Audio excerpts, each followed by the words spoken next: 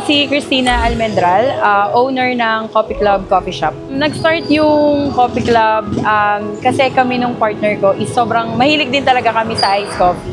Mahilig kami sa tumikim sa mga kapihan.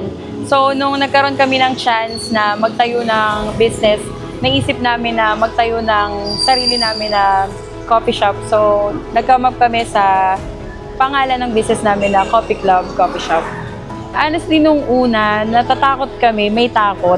Siyempre, first time namin na magtatayo ng negosyo. So, hindi namin totally sigurado kung ito ba ay kikita or magbo-boom or hindi. Umabot na kami dun sa point na parang gusto na namin isara kasi humina talaga siya. Nabawasan yung mga regular customers namin kasi nagkaroon din ng mga coffee shop sa mga tabi namin. Ganun talaga ang negosyo. Minsan meron, minsan din talaga is wala.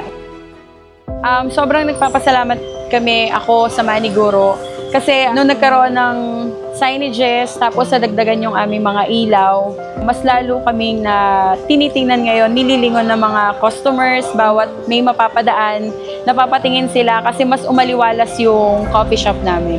Mas lumalim yung dahilan namin ngayon para ipagpatuloy yung pagbubukas namin ng coffee shop.